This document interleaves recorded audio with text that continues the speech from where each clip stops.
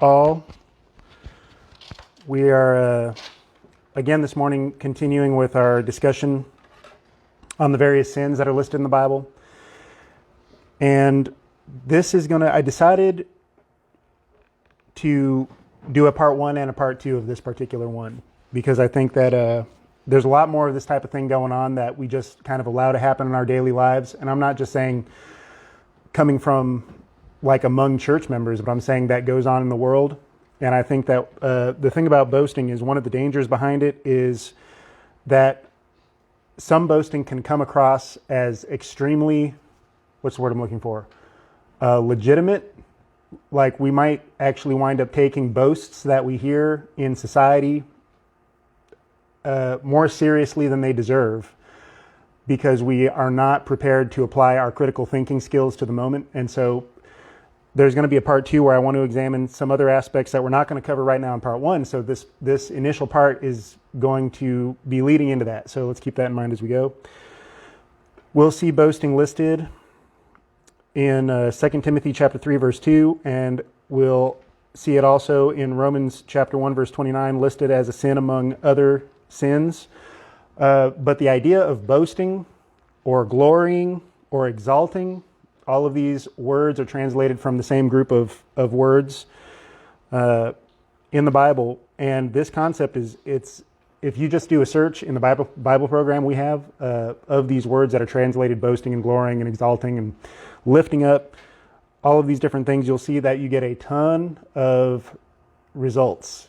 It's quite a pervasive thing. It permeates the Old and the New Testament quite a bit. So it's a big subject. And as we go along, I hope we'll be able to see why it is that so much mention is given to what it is that we are exalting, what it is we're promoting, what it is we're celebrating, versus those things we should be celebrating, those things we shouldn't be celebrating or promoting. So let's get into it. We're going to just look at really quickly at a few words, Hebrew words and Greek words, just to get an idea of the full sense of what we're talking about. So this is one of the words right here. 07311, room. Okay, so this is a word that's translated exalt, lift up, praise. And it's carrying the idea of extolling, which is enthusiastic praise, to go up, haughty, heave up, lift up on, make on, set up on, high, hold up, levy, lift, lofty, mount up, presumptuously, promote, proud, set up, tall or taller, take away. Here's a couple of examples.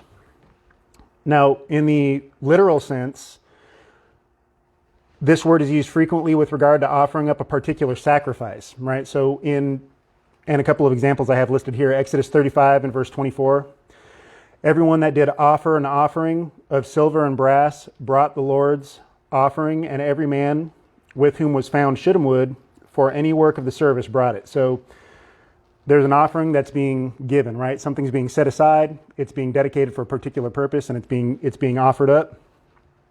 Leviticus chapter 2 and verse 9, and the priest shall take from the meat offering. So you have meat offering, and you're distinguishing a portion of that, and you're setting it aside for a particular purpose. The meat offering, a memorial, okay. And the priest shall take from the meat offering a memorial thereof, and shall burn it upon the altar. It is an offering made by fire, of a sweet savor unto the Lord. So this distinguishing and setting apart as special translates to the figurative sense as well, as we're going to see. In the figurative sense, this word is used to denote a thing that is above, or it's superior to something else, or it's worthy to compete with something else for attention or affection or praise. Or it's something that is beyond the jurisdiction of something else. So it's something that's set apart, superior, beyond jurisdiction, or it's worthy to compete for attention with some other thing. That's the figurative sense of this word. And we see it translated in these various verses, Exodus chapter 15, Leviticus chapter 2, Numbers chapter 15, Deuteronomy a couple of times. It's translated variously as exalt, to take from, to set apart, offer up. It's used to describe an individual that sins presumptuously. So that would be the idea of being beyond jurisdiction. This is an individual that is doing what he's doing without any regard for the rules. They're just going ahead and doing what they're doing, not necessarily out of ignorance. It's not like an innocent thing. It's just I really don't care what the rules are. I'm doing what I'm doing anyway. In Deuteronomy chapter 17, verse 20, heart to be lifted up against brethren. So again, it's this idea of exaltation or being above something else or worthy to compete with something else for authority. Now, this is another word, halal, and this has the idea of something being clear. So you're making something distinct, to shine, to make a show, to boast, and thus to be clamorously foolish, to rave, celebrate. Now, interestingly enough, stultify, I have that in italics. Does anybody know what stultify means? I didn't know what stultify meant, so I had to look it up. So stultify means to actually cause people to lose interest. So has anybody ever heard somebody boasting and you recognize that they're boasting and you very quickly are tune out of the conversation? I'm not really trying to hear this yet. So there's a sense in which the word is used this way as well, and I want to be elaborating on that in part 2 because this is something that we see very frequently, and we don't want to be the ones perpetrating that particular sin, especially if we're trying to be a mouthpiece for God. So to make a boast, celebrate, commend, glory, sing, praise, rage, shine. So the idea of putting something forth, drawing attention, commending something as particularly special. So these are a couple of examples of how this word is used. In 1 Chronicles chapter 23, verse 5, it says, moreover, 4,000 were porters, 4,000 praised the Lord with the instruments which I made, said David, to praise therewith. In 1 Kings chapter 20, verse 11, it says, and the king of Israel answered and said, tell him, let not him that girdeth on his harness boast himself as he that putteth it off. Now, there's a couple of different, these two verses I chose because it's demonstrating to us that boasting, the idea of boasting, is not necessarily limited to a particular form of expression. It's not just that I'm boasting with my words, verbal words. It could be the fact that I'm praising or celebrating with respect to a particular subject or a particular object. And that's why I included right here the instruments. It said that part of this praise is being done actually with the instruments. So there's a lot of different forms of expression that may be involved. Now this is the Greek.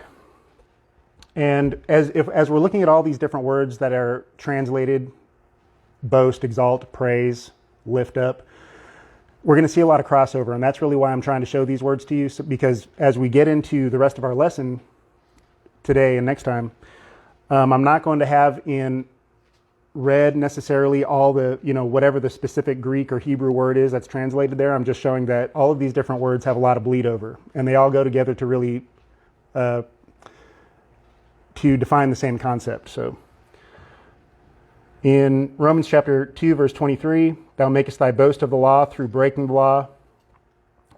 Thou that makest thy boast of the law through breaking the law, dishonorest thou God? That's this Greek word up here is 2744, to vaunt in a good or a bad sense, to boast, glory, joy, rejoice. This word 213, braggart or a boaster, just somebody that's bragging or boasting. This is specifically an individual that's engaging in these sorts of activities. In Romans chapter 1, verse 30, it's included in this list of sins: backbiters, haters of God, despiteful, proud boasters. Now this word down here, 5312, the idea of exalting, lifting up, or elevating. And an example can be found in Luke chapter 14, verse 11.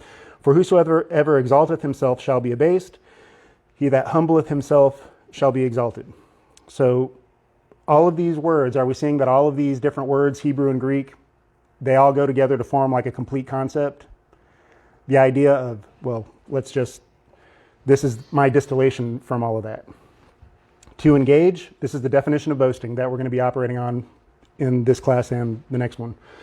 To engage in activities, whether in conversation, by way of promotion or celebration, in an attempt to advance positive opinion, establish legitimacy, or encourage endorsement of a noun, right? Person, place, or thing. Often for direct or indirect personal benefit. Now, I realize it's a little wordy, but does that make sense to everybody?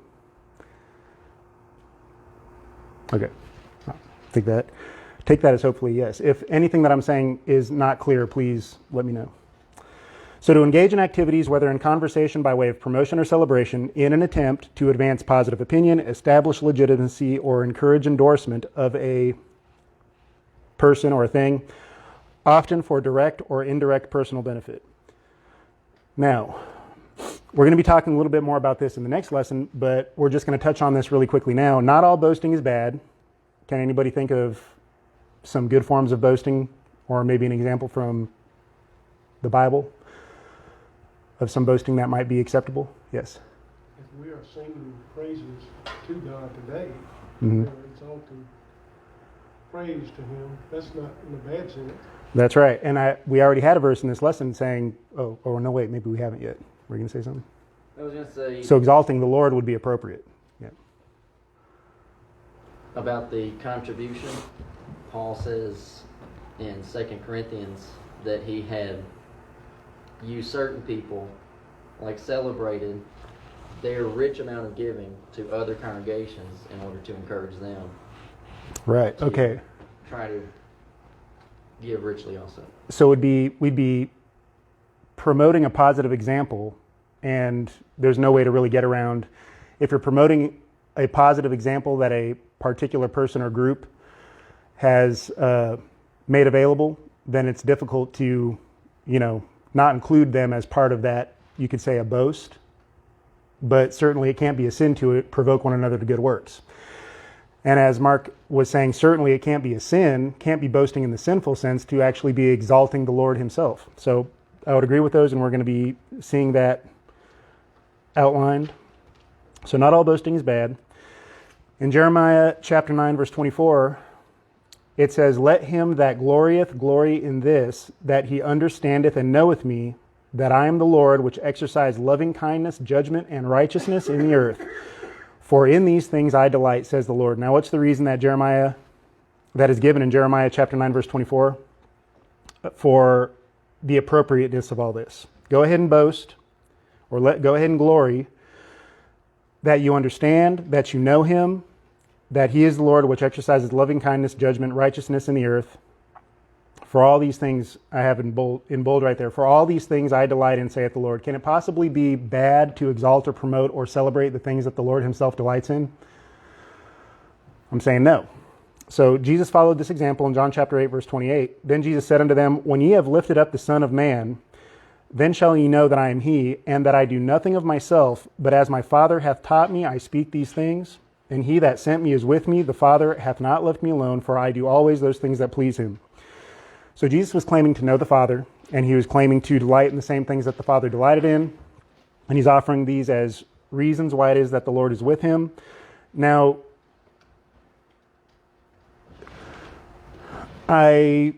probably everybody in this room, if you've had any Bible conversation with folks, non-Christians, you may have gotten a comment to the effect of, well, it sounds like you're claiming to have a better perspective than somebody else does on these scriptures. And maybe you've been charged with arrogance, or maybe you've even been charged of boasting in your own intellectual capabilities. Well, you just think you have it all together. Well, in Jeremiah chapter 9, it says that it's actually appropriate for folks who know God to say so. "He that understandeth, let him glory in this. He that understandeth and knoweth me, that I am the Lord, which exercise loving kindness and judgment and righteousness in the earth." So it's not inappropriate for us as ambassadors of God to claim that we do understand the Father to the degree that he's revealed, and we're trying to share that with other people. Now, when it comes to the best kind of advertisement, what do they say about the best kind of advertisement? What's the best way for, say, a private business to be promoted? Word of mouth. So this is going to be along the lines of the idea when we're talking about boasting. Is it better to be promoting how excellent we are, or is word of mouth actually the way to go? In Proverbs chapter 27, verse 2, it says, "Let another man praise thee, and not thine own mouth. A stranger, and not thine own lips." So when Jesus was talking about when he was referencing himself, who would we say that he was actually praising here? Father. his Father. He's praising his Father. Now, he's the Son of God. He is the Son of God. He was deity. And yet his focus is to be directing attention to the Father. And I'm saying Jesus followed this example too. He didn't walk around, there are a lot of people that will try to say that Jesus never claimed to be the Son of God, which is not true. However, he didn't walk around, he didn't spend all of his time tossing that out there as he wasn't just walking around saying, hey, I'm the Son of God, y'all better listen to me. Jesus followed this example. In Mark chapter 3, verse 11, it says, unclean spirits, when they saw him, fell down before him and cried, saying, thou art the Son of God. And he straightly charged them that they should not make him known. So if Jesus was somebody that was eminently interested in demonstrating to people on the front end just how awesome he was by his own lips, wouldn't he be encouraging everybody that he encountered to let everybody know just how excellent he was? I'm saying the primary motivation here was not necessarily for him to be telling people on the front end. There's a progression. So in Matthew chapter 19, verse 17, he said unto them, why callest me good? There is none good but one, that is God. But if thou wilt enter into life, keep the commandments. So he's directing people to the truth. He's promoting the excellency of God in the Father. In John chapter 7, verse 31, many of the people believed on him and said, when Christ cometh, will he do more miracles than these which this man hath done? So what was the thing that was impressing individuals the most in terms of changing their opinion of him? Maybe this is not a man just like any other. Perhaps this is the Christ. Was it Jesus telling everybody on the front end, hey, I'm the Christ, y'all? What was it? In John chapter 7, verse 31, we have an indication that it was the works that he was doing. It was the way that he was conducting himself. Individuals were amazed by his teaching, and then they were amazed by the miracles which he was able to do. And they were coming around to the conclusion that perhaps this is the very Christ. In Matthew chapter 26, verse 64, it says, Jesus saith unto him, now Jesus is being questioned by the Jewish council, by the high priest and Pharisees and Sanhedrin, like all of he's basically in the middle of his trial. And it says, Jesus saith unto him, thou hast said, because they asked him directly, art thou the Son of God? And he said, you said it. Nevertheless, I say unto you, hereafter you shall see the Son of Man sitting on the right hand of power and coming in the clouds of heaven. So even his worst enemies were getting to the point where they were questioning him, and he turned around and he told them, you said it. Now, in a parallel verse in Mark, he says, I am. So it's not as though he just said, well, you said that. A lot of people will look at this verse and they'll say, well, Jesus never claimed to be the Son of God at all. Other people said that about him, and he didn't say it himself. Well, in Mark, the parallel verse, he does say, I am. So it would be something like, thou hast said, I am, and then continuing. But this is the progression even the Son of God was making. Like, this was his method of spreading the word. It wasn't necessarily about constant reference to self and his personal excellence, but he was referencing back to the Father, and then he was allowing his works to speak for themselves. How are we doing so far? Okay, now this is a quote from a prominent psychologist as we continue considering this idea of boasting and what's really taking place when an individual is boasting. So let's just look at this quote really quick from a prominent psychologist. To name something, to use the word for the thing, is essentially to point to it, to specify it against everything else, to isolate it for use individually and socially. Every word is a pointer, as well as a simplification or a generalization. To name something is not only to make it shine forth against infinite background of potentially nameable things, but to group or categorize it simultaneously with many other phenomena of its broad utility or significance. Now, what he's saying here is he's saying that speech or assigning a word to a particular thing, we use our language in order to call forth specific concepts and in order to identify things in the world in a way that we can commonly understand. But he says not only do we, when we name something, we're pointing to it, but he says we also categorize it. We group it with other things that we're actually not naming. So an example would be if I reference a floor, we all know, because we've all agreed on what a floor is socially, a floor is like this flat, stable surface that you're able to walk on. But there's a lot of things about that floor that I'm not saying. Like if I say the floor of the church building, well, it's carpeted, there's wood under there, right? Maybe there's a slight gradient. There's all kinds of things about the floor I'm not describing, I'm just saying floor. But there's a lot that goes into that floor. There's a lot of other concepts that are attached to that floor that we're just choosing not to mention at that given time. Now,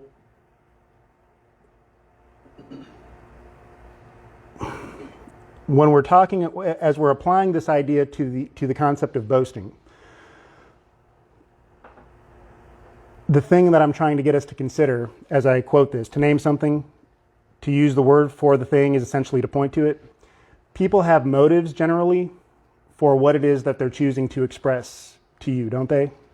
If we're having an interaction and I just decide to bring up a particular topic, there's a motivation that undergirds that. There's a reason why I'm trying to point your attention to that particular topic.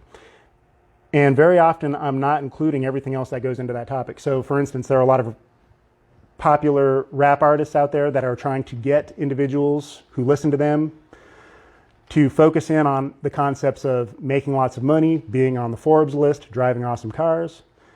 But one thing things that are attached to those phenomenon, right? Simultaneously with many other phenomena of its broad utility or significance, the things that are attached to that are the things that you're not able to do while you're pursuing those things. So there are a lot of things that go into the pursuit of those things that they're not mentioning in the songs. They're making it seem as though these things are falling into their laps because they're so cool. But these individuals are having to work very hard and structure their lives to make sure that they are able to get those things, to maintain those things, to not have those things taken from them. But they don't talk about all of those responsible aspects because what they want you to hear is the boast that a particular lifestyle that they're promoting is cool, even though they're not sharing with their audience all of the hardships or all of the responsibilities that come along with it. So I'm saying with boasting, when individuals are boasting or when individuals are promoting a thing, generally what they're doing is they're trying to promote the idea, but they're not promoting what goes into it. So that's the way that individuals sneak concepts in the door. So we'll be talking more about that in the next lesson. All right, sinful boasting. So now we're talking about sinful boasting. The idea that when we're choosing to bring up a certain topic, when we're choosing a topic to speak about in a conversation, we're exalting that topic above others, and usually there's a reason for it.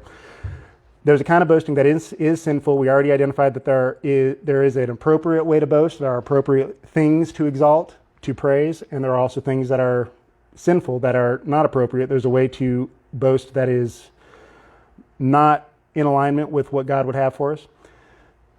Now, I'm asking if boasting is about pointing towards something to extol its virtues, right? To enthusiastically praise a particular thing and promote its advancement, then boasting is harmful to society to the degree that it competes with God for the faith and affections of the people. So that's going to be when sinning becomes boastful, is when it tends to compete with God for the faith and the affections of the people. So in Psalm chapter 10, verse 3, we have an illustration of this. The wicked boasteth of his heart's desire, and blesseth the covetous, whom the Lord abhorreth. Now, how is it that the wicked, as he boasts in his heart desire, blesseth the covetous? I'll give as like an example. I'm not thinking about the sense where a person who boasts in his heart desire like just approves of covetousness in others, but I'm thinking about how these individuals might be actually encouraging one another. So does anybody know anything about anorexia or bulimia? I know at least somebody does know a little something about anorexia or bulimia. Okay, so do you know that in hospital wards, they don't keep these people together? They will not group bulimics or anorexics together in the same place. They'll make sure that they're not able to be in close communication with one another. And the reason is because they tend to encourage one another. They start competing with one another who can be the best bulimic. And so they're basically boasting about the lifestyle. And online you can find there are entire groups, there are websites, there are YouTube channels that are dedicated to promoting these lifestyles. They're boasting about it, and they're trying to encourage other people along the same road, even though it's destructive. The wicked boasteth in his heart's desire, and what do you think that that does to the covetous? It encourages them. Boasters love boasting about the same things to one another because it encourages them down the same road. So it's not an isolated thing. It's an infectious thing, yes. So like an example for that passage would be like fishing stories. They always have to get bigger and bigger. Yeah, that's right. That's right. And pretty soon, the size of that fish that's being described isn't even rooted in reality anymore. So when we're talking about boasting, we're thinking about it in terms of we are choosing to, in our conversation, of all the things that we could be talking about, we are picking a particular subject, we are exalting it above others for consideration, and we're offering that to whoever our audience is for consideration. And we're making that choice. And so the question becomes, is what we're doing competing with God? Is it competing against the truth? Because what we choose to promote, it winds up, it can be an infectious thing. It winds up hitting other minds and encouraging other people down that road. Now, on this idea of competing with God for the faith and affection of the people, in Jeremiah chapter 9, verse 23, we saw this verse already. I'm just calling it back to our remembrance. Thus saith the Lord, let not the wise man glory in his wisdom, neither let the mighty man glory in his might. Let not the rich man glory in his riches. And I'm asking the question, why? And in Ecclesiastes chapter 9, verse 11, it says, I returned, I saw under the sun that the race is not to the swift, nor the battle to the strong, neither yet bread to the wise, nor yet riches to men of understanding, nor yet favor to men of skill, but time and chance happeneth to them all. So what is he saying there in Ecclesiastes chapter 9? That none of these attributes are going to be a guarantee of your success or insecurity. There is a chance and a time element that occurs with people. It could be by dint of birth. It could be just natural disasters, the economy rising and falling. There are all these factors outside of the control of even the strongest person or the wisest person that tend to affect their lives. So the idea is, don't glory in those things. Don't be exalting those things as though they are the center of your life and the hope for your future, because they are uncertain. We are finite beings. We can't control all these things. So what ought to be the center for our lives, and what is it that cannot be taken away by anything in this natural world? Our relationship to our Lord. Ecclesiastes 12:13. What's it say? I still haven't... This is the whole duty of man. Oh, that's right. Yeah. Bring God and keep his commandments. That's right. So the conclusion, right? The conclusion after he discusses all these different topics, he says, Cindy's been spending a lot of time in the book of Ecclesiastes lately. So the conclusion that the preacher winds up drawing from all of these different vanities is the whole duty of man is just obey the Lord's commandments, be committed to the Lord. And that is going to be the security. That's where it lies. So continuing, sinful boasting, why is it bad, right? We already said these things are not the guarantee of well-being. So they're not, they oughtn't be the things that we're boasting about, because what did we say about boasting? It gets into the minds of others. So we don't, as Christians, we certainly don't want to be promoting these things as the center of all well-being, because we're just going to be creating a lot of disappointment for folks. We're not encouraging them toward the solid rock, the foundation. Sinful boasting, why is it bad? Making your boast in future expectations. So we already talked about personal ability and possession, glorying in riches, being strong, being wise. We said time and chance can get in the way of that. Making your boast in future expectation is warned against. James chapter 4, verse 13, go to now. Ye say that today or tomorrow we will go into such a city and continue there a year and buy and sell and get gain. Whereas ye know not what shall be on the morrow. For what is your life? It is even a vapor that appeareth for a time and then vanisheth away. For that ye ought to say, if the Lord will, we shall live and do this or that.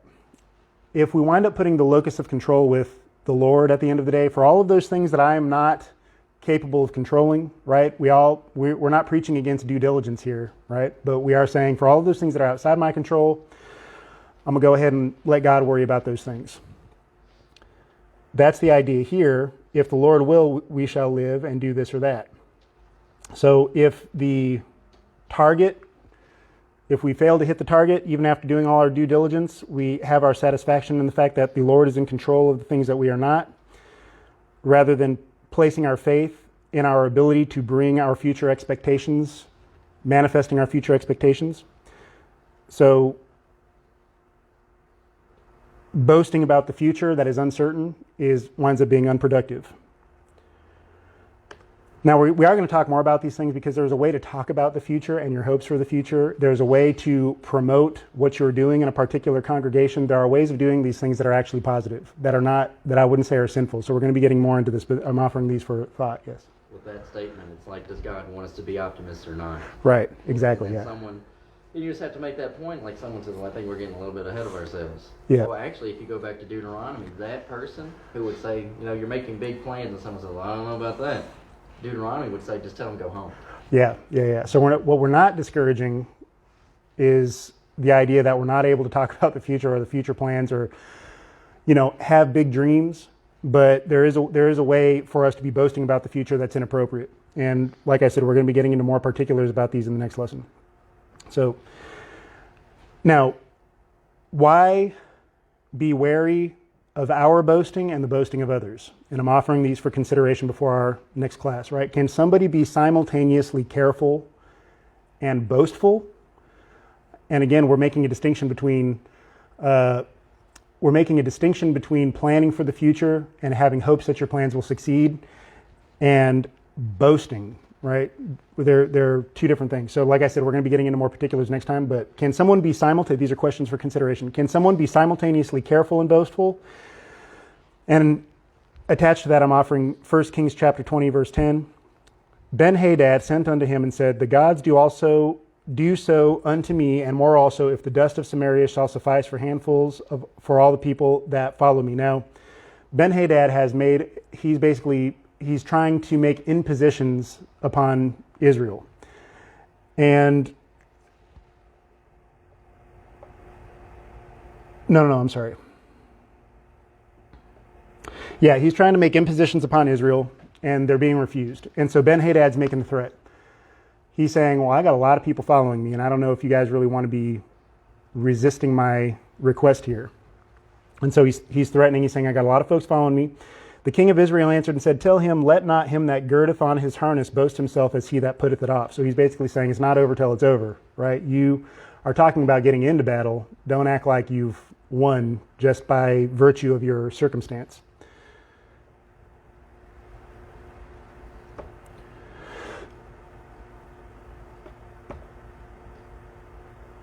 Now, also, I forgot to add the note, Ben-Hadad saw fit to be drunk for this confrontation. So this individual was not even firing on all 6 cylinders when this thing got kicked off. He boasted. He wasn't careful. He was an individual that just had supreme confidence in his armies. He was arrogant about it. And the consequence was that he was drunk, and the Lord was going to cause this to turn out a particular way anyway. But Ben-Hadad was so confident in his boasting, or the attitude that led to his boasting, that he just went ahead and inebriated himself for the event. Did you raise? Yeah.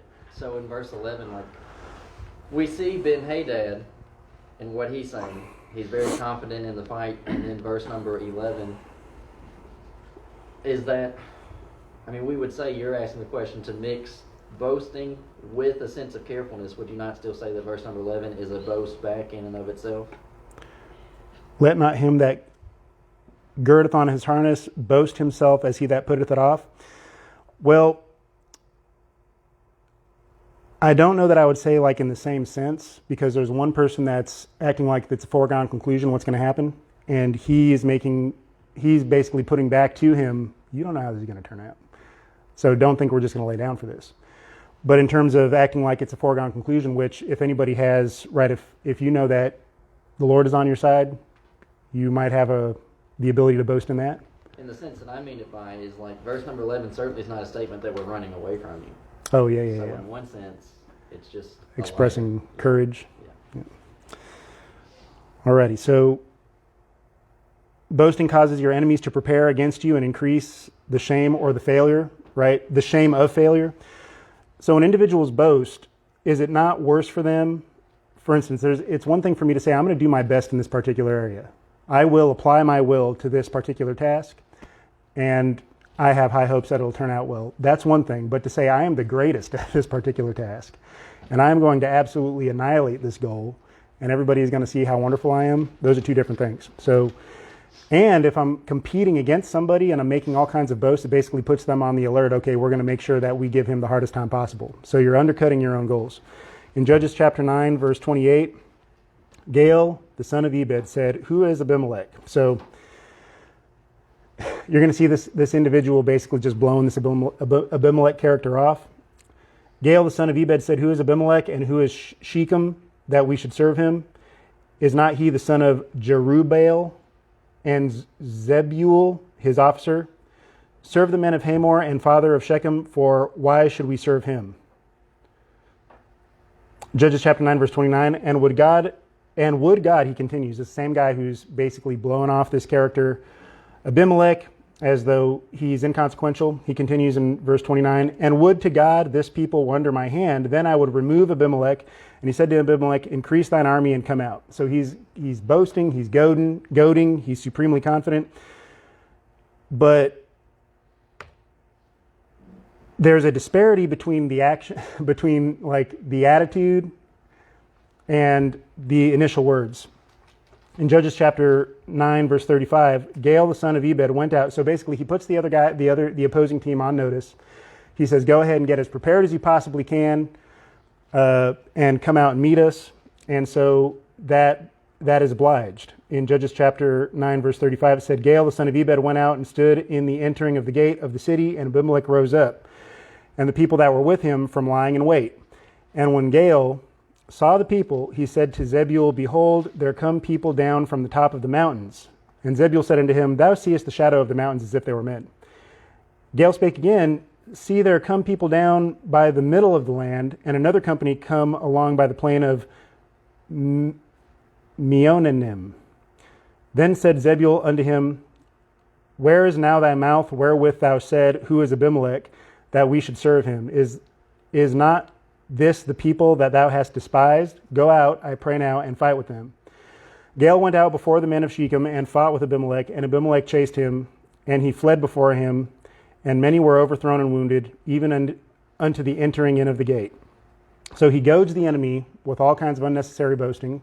Then when the enemy shows up, they wind up getting trounced. And the idea is, we don't need to be, as individuals, in terms of our boasting, we don't need to be setting our enemies on alert and then increasing our shame if we happen not to perform as well as we thought we were going to. Now, here's another point. Why be wary of ours and others' boasting? Can a person boast and remain receptive to good counsel simultaneously? Now, if I'm already talking about how excellent I am at a particular thing, or if I'm already promoting myself with respect to a particular topic, then when somebody is trying to warn me if I'm in error, can I hold those two positions at the same time? Can I be receptive to what's being told to me by somebody who I'm trying to promote myself as an expert over? Or would it take some humility? Saying it would take some humility, I'd have to maybe set the boasting aside in order to receive good counsel. In John chapter 9, verse 28, this is a blind man was healed by Jesus. And he's being interrogated by Jews who are trying to determine the identity of Jesus, or they're examining him, how it is he got his sight. And this is the Jews speaking to him. They reviled him and said, "Thou art his disciple, but we are Moses' disciple. We know that God spake unto Moses. As for this fellow, we know not from whence he is." The man, this is the blind man who was healed, the man answered and said unto them, "Why, herein is a marvelous thing, that ye know not from whence he is, and yet he hath opened my eyes." So he's pointing out to them the obvious. These individuals they're saying, "Hey, we are Moses' disciple. We know that God spake to Moses, but we don't know this guy." So he's pointing out the obvious to them. It's interesting you don't know who he is, because he has opened my eyes. Christ did that. That's right. Christ did it. And he continues, "Now we know that God heareth not sinners, but if any man be a worshipper of God and doeth his will, him he heareth.